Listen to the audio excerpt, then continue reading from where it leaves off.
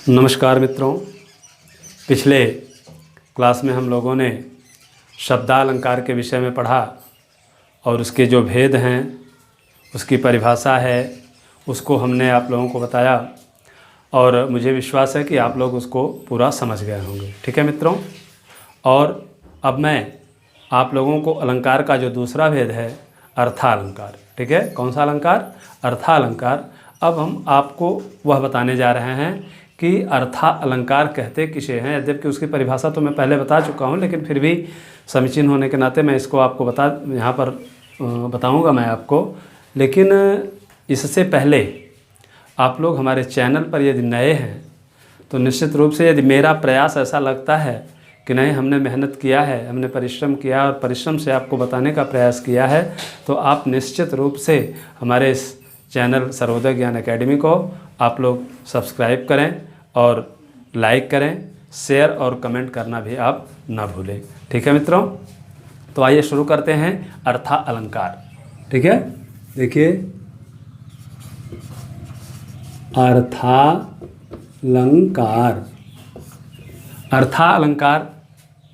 अर्थालंकार कहाँ होता है या किसे कहते हैं? अर्थालंकार वह अलंकार होता है जहाँ काव्य में अर्थों के द्वारा चमत्कार उत्पन्न होता है। ठीक है, अर्थ के द्वारा, शब्द या वर्ण के द्वारा नहीं। जब शब्द या वर्ण के द्वारा जब चमत्कार काव्य में उत्पन्न होता है तो वहाँ पर कौन सा अलंकार हो जाता है? शब्दालंकार हो जाता है। लेकिन जब वहीं पर अर्थ के द्वारा काव्य में कोई चमत्कार उत्पन्न होता है तो वहाँ पर अर्था अलंकार हो जाता है। ठीक है, अब अर्थालंकार के भेद की बात जब करते हैं तो विभिन्न जितने भी अलंकार शास्त्र पर ग्रंथ लिखने वाले जो कवि हुए हैं, ठीक है, या विद्वान हुए हैं, तो उन लोगों ने जहाँ तक जिसका दिमाग पहुँचा है वहाँ तक उन लोगों ने अर्थालंकार का भेद बताया है। ठीक है, तो आचार्य जयदेव ने अपने चंद्रालोक में कुल 78 भेद बताए हैं अर्थालंकार के केवल, और 8 भेद उन्होंने शब्दालंकार का बताया है। वहीं पर अप्पय दीक्षित ने अपने कुवलयानंद में अर्था अलंकार के कुल 121 भेद उन्होंने बताया है। ठीक है, 121 भेद उन्होंने अर्था अलंकार के कुल बताए हैं। तो उसमें आइए हम लोग देखते हैं जो प्रमुख है, जो मुख्य है अर्था अलंकार, उसमें से पहले हम आपको बताते हैं जो आपको ज़्यादातर परीक्षा में पूछे जाते हैं। ठीक है, तो मैं वहीं पर उसी पर मैं चर्चा करूंगा। और यहीं पर थोड़ा सा मैं आप लोगों को बता दूं कि जो हमारे इंटरमीडिएट के जो विद्यार्थी हैं, यूपी बोर्ड के जो विद्यार्थी हैं, उनके लिए भी जो है 5 अलंकार उनको बोर्ड में पढ़ना बहुत ही आवश्यक है। ठीक है, कौन कौन सा? अर्थालंकार का उपमा, रूपक, उत्प्रेक्षा, संदेह और भ्रांतिमान। ठीक है, ये तो अर्थालंकार के। और शब्दालंकार के अनुप्रास, यमक और श्लेष।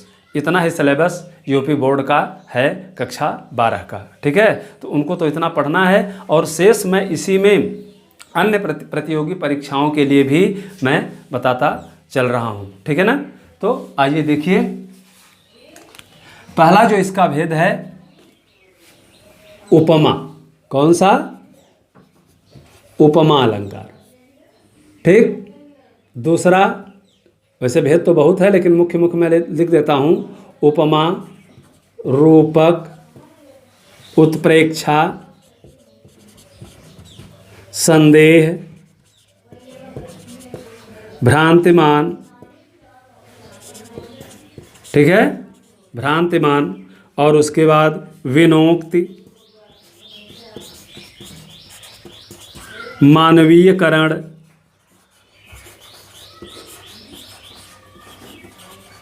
निदर्शना।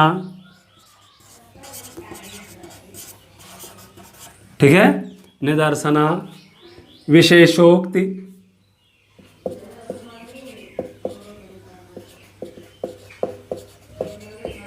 ठीक है, विशेषोक्ति। तो ये उदाहरण,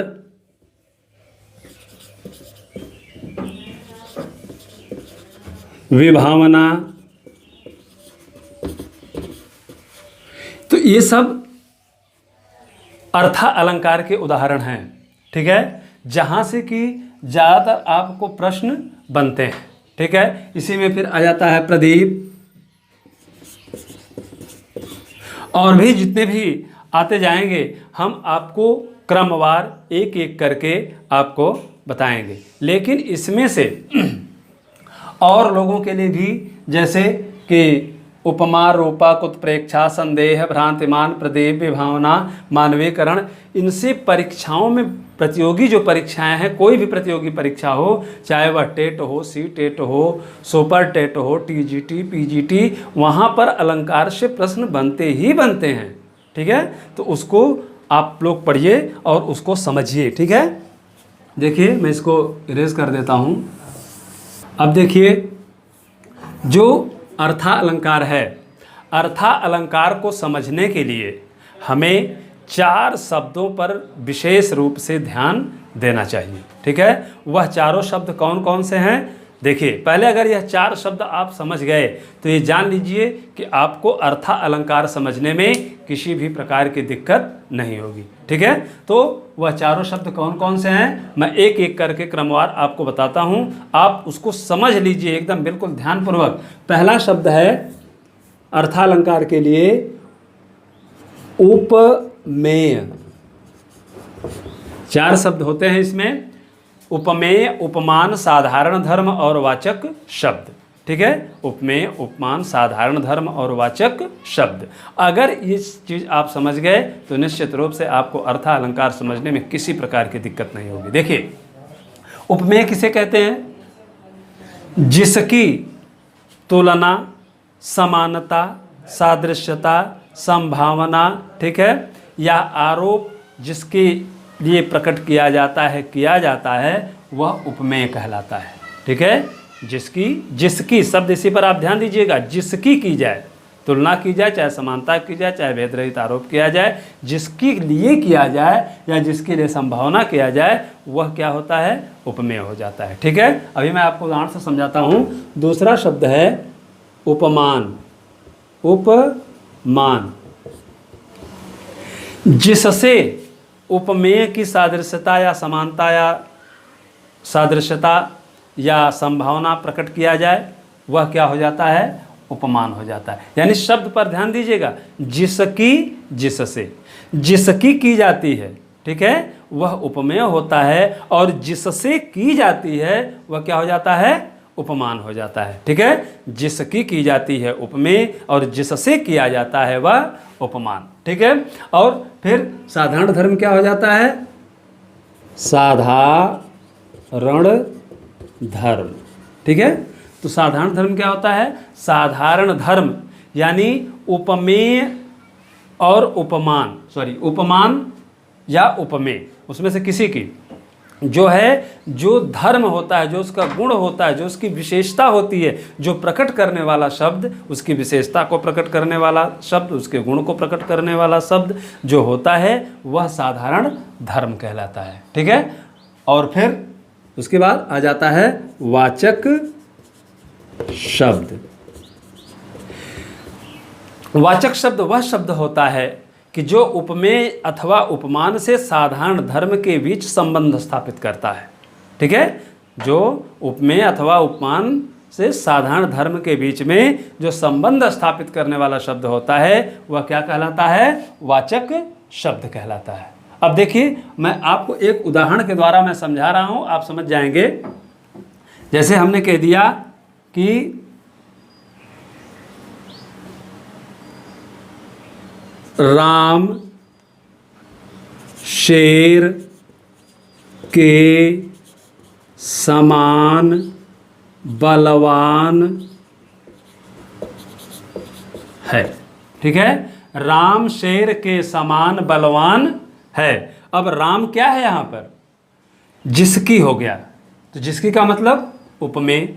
ठीक है, राम क्या हो गया कि जिसकी, हमने बताया ना कि तुलना, समानता, तो राम की समानता प्रकट की जा रही है। किससे प्रकट की जा रही है? शेर से, यानी शेर के समान बलवान है। कौन बलवान है? राम बलवान है। ठीक है, तो राम जो है शेर के समान बलवान है, तो राम क्या हो गया? उपमेय। अब यह तुलना या समानता किससे दिखलाई जा रही है? शेर से दिखलाई जा रही है कि शेर के समान बलवान है, तो शेर क्या हो गया? उपमान हो गया। ठीक है, अब राम शेर के समान क्या है, बलवान है। तो बलवान जो है क्या हो गया, ये साधारण धर्म हो गया, यानी उसकी विशेषता हो गई। किसकी, राम की विशेषता हो गई। यानी उपमेय की जो विशेषता प्रकट कर रहा है, चाहे उपमेय की विशेषता प्रकट करे और चाहे उपमान की विशेषता प्रकट करे, तो जो विशेषता प्रकट करने वाला शब्द होता है वही क्या हो जाता है, साधारण धर्म हो जाता है। ठीक है, अब उस साधारण धर्म से उपमेय और उपमान के बीच जो संबंध स्थापित करने वाला शब्द होता है, यानी सादृश्यता सूचक जो शब्द होता है वह क्या होता है, वाचक शब्द। तो राम जो है उपमेय हो गया, शेर जो है क्या हो गया, उपमान हो गया, बलवान आपका साधारण धर्म हो गया, और के समान, तो के समान यही आपका बचा, तो अब ये क्या हो गया, वाचक शब्द हो गया। ठीक है, तो आप लोग समझ गए होंगे कि उपमेय क्या है, उपमान क्या है, साधारण धर्म क्या है और वाचक शब्द क्या है। इस उदाहरण के माध्यम से जैसे हमने कह दिया कि सीता का मुख चंद्रमा के समान सुंदर है, सीता का मुख चंद्रमा के समान सुंदर है, तो अब सीता का मुख क्या हो गया, उपमेय हो जाएगा। सीता का मुख उपमेय हो गया, चंद्रमा क्या हो गया, उपमान हो गया, क्योंकि सीता का मुख की तुलना किससे की जा रही है, चंद्रमा से की जा रही है। ठीक है ना, तो चंद्रमा क्या हो गया, उपमान हो गया, और फिर उसके बाद सुंदरता क्या हो गया, साधारण धर्म हो गया, सुंदर है, और फिर वाचक शब्द हो गया के समान। ठीक, अब मैं समझता हूँ कि इस उदाहरण से आप उपमेय, उपमान, साधारण धर्म और वाचक शब्द, ये चारों शब्द आप लोग समझ गए होंगे। ठीक है, इसमें कोई दिक्कत नहीं होगी। जैसे मैं आपको एक उदाहरण बता रहा हूँ, देखिए मैं साफ कर देता हूँ, इरेज कर देता हूँ इसको।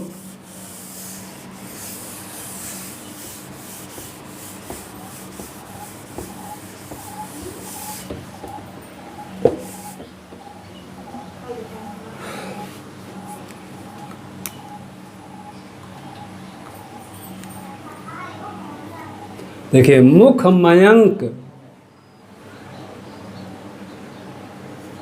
मुख मयंक सम मंजु मनोहर, मंजु मनोहर,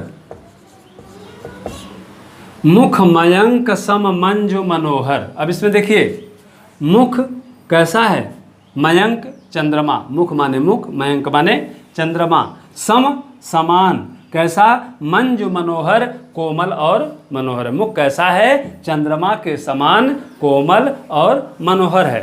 ठीक है, मन को हरने वाला है, मनोहारी है।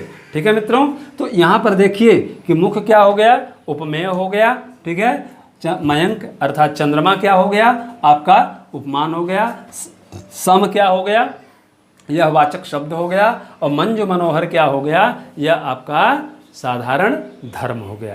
ठीक है, मुख मयंक सम मंजु मनोहर।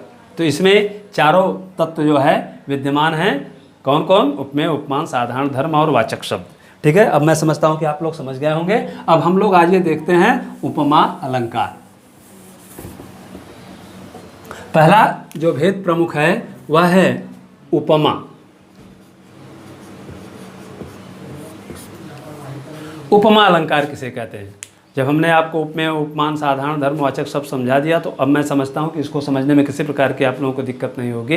इसको अब आप देखिए कि जहाँ उपमेय में उपमान की सादृश्यता, समानता या तुलना, ठीक है, सादृश्यता, समीपता, समानता या तुलना प्रकट की जाए, वहाँ उपमा अलंकार होता है। ठीक है, कौन सा अलंकार हो जाता है? उपमा अलंकार हो जाता है। कहाँ पर? जहाँ उपमेय की उपमान के साथ सादृश्यता या समानता दिखलाई जाए, बतलाई जाए, वहाँ उपमा अलंकार हो जाता है। यानी उपमा, उपमा ने समीप, बिल्कुल समीप हो जाए। कौन?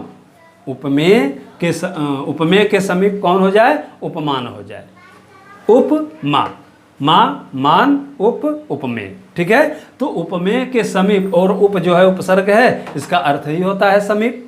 ठीक है, उप का अर्थ छोटा भी होता है, लेकिन यहाँ पर उप का अर्थ समीप भी होता है। ठीक है ना, तो उपमेय के समीप कौन पहुँच जाए? मान पहुँच जाए। ठीक है, उपमा। ठीक है, तो हमने आपको बता दिया कि जहाँ उपमेय में उपमान की सादृश्यता या समीपता दिखलाई जाए, वहाँ उपमा अलंकार होता है। ठीक है, जैसे हमने आपको उदाहरण बताया था कि मुख मयंक सम मंजू मनोहर। ठीक। या दूसरा उदाहरण आप लोग देख सकते हैं, पीपर पात सरिस मन डोला। पीपर पात सरिस मन डोला। पीपर पात, जो पीपल का जो वृक्ष होता है उसकी पत्तियों के लिए कहा जा रहा है कि पीपल पात सरिस माने समान। सरिस का अर्थ क्या हो गया? समान। मन डोला अर्थात मन डोलने लगा, मन नाचने लगा। यानी आप लोगों ने देखा होगा कि जो पीपल का पत्ता होता है वह हमेशा क्या होता है? हिलता रहता है, हवा चले या ना चले, उसका चाहे कोई वैज्ञानिक कारण हो चाहे कोई आध्यात्मिक कारण हो। ठीक है। लेकिन पीपल का पत्ता जो है उसकी पत्तियां हमेशा हिलती रहती हैं। ठीक है ना मित्रों? तो उसी को कवि कह रहा है कि पीपल के पत्ते के समान मन क्या कर रहा है? नाचता रहता है, मन डोला। ठीक है। फिर बहुत पर पीड़ा सम नहीं अधमाई। ठीक है। पर पीड़ा सम नहीं अधमाई। पर हित सरिस धर्म नहीं भाई। जैसे एक उदाहरण तुलसी बाबा का देखिए, पर हित सरिस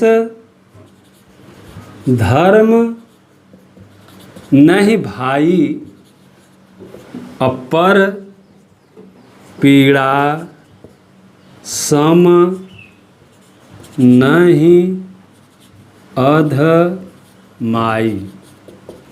देखिए, परहित सरिस धर्म नहीं भाई। परहित, पर माने दूसरा, दूसरे के हित के समान कोई धर्म नहीं है, कोई भी दूसरा धर्म नहीं है। यानी दूसरे की भलाई से बढ़कर, दूसरे की के हित से बढ़ करके या उस के समान कोई धर्म नहीं है। और पर पीड़ा, और दूसरे की पीड़ा पहुंचाने के समान कोई अघ अर्थात पाप भी नहीं है।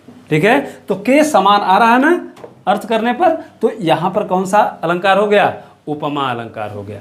ठीक है। अब मैं आपको बताता हूँ, मैं आपको एक ट्रिक भी दूंगा कि अंत में कि कौन सा अलंकार आप कैसे पहचानेंगे। अनुप्रास है, यमक हो, श्लेष हो, या उपमा, रूपक, उत्प्रेक्षा, कोई भी अलंकार मैं आपको एक ट्रिक दूंगा। लेकिन फिर भी मैं आपको यहाँ पर बीच बीच में मैं बताते चल रहा हूँ।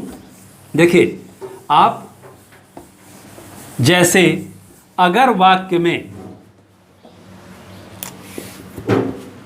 सरिस, कौन सा शब्द?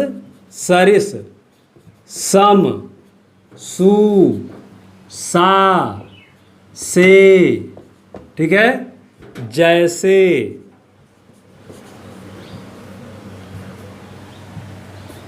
अगर ये शब्द आपको वाक्य में कहीं पर भी दिख रहा है तो आप आंख मूंद करके उपमा अलंकार पर पहुंच जाइए कि यहाँ उपमा अलंकार है।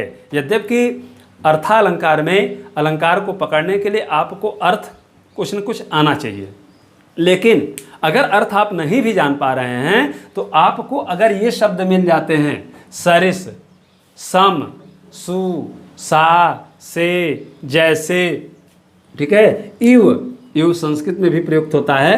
ठीक है ना, संस्कृत में भी इव प्रयुक्त होता है, लेकिन यहाँ पर भी हिंदी में भी आप जान लीजिए इव। अगर ये शब्द आप मिल रहे हैं, आपको मिल रहा है समान, ठीक है, समान, अगर ये शब्द आपको मिल रहे हैं तो आप एकदम आंख मूंद करके उपमा अलंकार पर आप चले जाइए। आपको एकदम गलत आपका हो ही नहीं सकता। ठीक है, तो यहाँ पर कौन सा अलंकार हो जाएगा? उपमा अलंकार। जैसे अभी मैं आपको एक उदाहरण बता रहा हूँ उपमा अलंकार का। मैथिली शरण गुप्त ने लिखा, अब उसमें देखिए सा शब्द आएगा, आप पकड़िएगा उसको। बरसा रहा है रवि अनल, भूतल तवा सा जल रहा है, चल रहा सन सन पवन, तन से पसीना चू रहा। देखो कृषक शोणित सुखाकर हल तथापि चला रहे, किस लोभ से इस आँच में वे निज शरीर जला रहे। कृषि और कृषक शीर्षक मैथिली शरण गुप्त। ठीक है, तो आप लोगों ने देखा कि बरसा रहा है रवि अनल और भूतल तवा सा जल रहा, कि यानी इतनी प्रचंड गर्मी है, एक किसान जो है खेत में काम कर रहा है और सूर्य की जो रश्मियां हैं, जो उसकी किरणें हैं, वो क्या कर रही हैं, एकदम आग के समान वर्षा कर रही हैं। उसकी रश्मियों में अग्नि है, बिल्कुल बिल्कुल तपन है। और यह जो धरती है, भूतल, भूतल यानी धरती, पृथ्वी तल क्या कर रहा है, तावे के समान, तवा के समान। गांव में जिस पर हम लोगों की रोटी बनाई जाती है भाई, ठीक है, उसी को तावा कहते हैं गांव में। तो तवा सा जल रहा है, तावे के समान, गर्म तावे के समान धरती जल रही है। तो यहाँ पर कौन सा अलंकार हो जाएगा, एकदम उपमा अलंकार हो जाएगा। ठीक है, तो मैं समझता हूँ कि आप लोग समझ गए होंगे। और इसको भी आप लोग देख लीजिए, बोर्ड पर हमने लिख दिया है सरिस सम, ठीक है, सासु से जैसे के समान इव। अगर मंजु, मंजु भी आ जाता है तो वहाँ पर कौन सा अलंकार हो जाएगा, उपमा अलंकार हो जाएगा। ठीक है, तो मैं समझता हूँ कि उपमा अलंकार आप लोग समझ गए होंगे, कोई दिक्कत नहीं होगी। अब मैं इसको देख करके फिर अब देखिए, अब हम आगे चलते हैं। अब देखिए मित्रों, मैं बता रहा हूँ आप लोगों को रूपक अलंकार। रूपक, ठीक है, रूपक अलंकार एक ऐसा अलंकार है जिसमें भेद रहित आरोप होता है। जहां उपमेय में उपमान का भेद रहित आरोप हो, सहित नहीं बल्कि रहित। ठीक है, यानी इसमें आप जो है ये जान लीजिए कि उसमें वाचक शब्द जो होता है वह नहीं रहता है। ठीक, वाचक शब्द उसमें नहीं रहता है, यानी भेद रहित आरोप जहां पर किया जाए वहां पर रूपक अलंकार हो जाता है। यानी जहां उपमेय में उपमान का भेद रहित आरोप किया जाए वहां रूपक अलंकार होता है। ठीक, तो जैसे चरण कमल बंदौ हरिराई, देखिए चरण कमल बंदौ हरिराई, चरण कमल हरिराई, हरि भगवान श्री कृष्ण के, राई अर्थात श्रेष्ठ, जो यदुकुल शिरोमणि भगवान श्री कृष्ण के कमलवत रूपी चरणों की वंदना करता हूं। ठीक है, कमलवत रूपी चरणों की, चरण कमल, कमल चरण, ठीक है, यानी कमलवत रूपी चरणों की क्या करता हूं, वंदना करता हूं। अर्थ करने में रूपी आ रहा है, रूपी, रूपी शब्द, ठीक है, तो कमलवत रूपी चरणों की मैं वंदना करता हूं। तो यहां पर आप देखिए कि वाचक शब्द नहीं है इसमें, के समान जैसे सम, अगर ये आता था तो उपमा हो जाता। वह शब्द यहां पर क्या हो गया है, छुप गया है, छिप गया है वो। तो जब वो छिप गया है तो यहां पर कौन सा अलंकार हो गया, रूपक हो गया। या अर्थ करने में रूपक अलंकार वहां हो जाता है। अर्थ करने में अगर रूपी आ रहा है तो एक चीज जानते हैं आप लोग कि रूपक अलंकार का सम्राट किसे माना जाता है, रूपक अलंकार का सम्राट भक्त प्रवर गोस्वामी तुलसीदास जी को माना जाता है। ठीक है, तुलसीदास जी को रूपक अलंकार का एकदम, उनको समझिए आप लोग कि सम्राट कहे जाते हैं वो। ठीक है मित्रों, उनका जैसे उन्होंने लिखा कि उदित उदयगिरि मंच पर रघुबर बाल पतंग, अभिगसे संत सरोज सब, हरसे लोचन भृंग। ठीक है, इसमें आप देखिए तो यह पूरा का पूरा रूपक भरा पड़ा है। उदित उदयगिरि मंच पर, जिस समय सीता स्वयंवर हो रहा था और प्रभु श्री राम जब धनुष तोड़ने के लिए वहां पहुंचते हैं, ठीक, तो वो कैसे प्रतीत हुए, उगते हुए सूर्य रूपी, उदित उदय गिरि, गिरि मंच, ठीक है, गिरि मंच, गिरि माने पहाड़, मंच जहाँ पर मकसाला जो बनी हुई थी, ठीक है, वह मंच कैसा बना था, बिल्कुल पहाड़ जैसा ऊंचा, पहाड़ के रूप में ऊंचा था। ठीक है, उदित उदय गिरि मंच पर रघुबर बाल पतंग, जो प्रभु श्री राम हैं, बाल पतंग, उगते हुए बाल सूर्य रूपी, ठीक है, मंच रूपी पर्वत पर। ठीक है, जब प्रभु श्री राम जी पहुँचे तो क्या हुआ, विगसे संत सरोज सब, विगसे संत यानी सूर्य उगता है तो क्या होता है, कमल विकसित हो जाता है। ठीक है, तो संत रूपी कमल रूपी जो संत जन थे वो क्या हो गए, आनंदित हो गए। और हर्षे लोचन भृंग, तो कमल को देख करके, पुष्पित कमल को देख करके कौन आनंदित होता है, भंवरा। ठीक है, और वहाँ पर प्रभु श्री राम को उगते हुए सूर्य के रूप में देख करके जो संत जनों की जो नेत्र रूपी भंवरे थे वह भी क्या हो गए, प्रसन्न हो गए, आनंदित हो गए। ठीक है, तो यहाँ पर जो है रूपक अलंकार हो गया। तो आप देखिए कि यहाँ पर रूपक अलंकार में हमेशा क्या होता है कि उसमें जो वाचक शब्द होता है वह छिपा रहता है। ठीक है मित्रों, तो जैसे हमने देखा। और एक चीज़ हाँ और समझिए कि जहाँ पर रूपक अलंकार होता है, आप ये जान लीजिए कि 75% दोनों उपमेय और उपमान के बीच में एक योजक चिन्ह लगा रहता है। तो आप इससे भी पकड़ सकते हैं कि यहाँ पर रूपक अलंकार है। अगर मान लीजिए कि यदा कदा नहीं भी लगा है तो आप वहाँ पर क्या करें कि थोड़ा सा कुछ न कुछ तो अर्थ निकाल ही लेंगे। अर्थ निकाल लेंगे तो अगर अर्थ करने में रूपी आ रहा है तो जान लीजिए कि एकदम रूपक अलंकार वहाँ पर हो गया।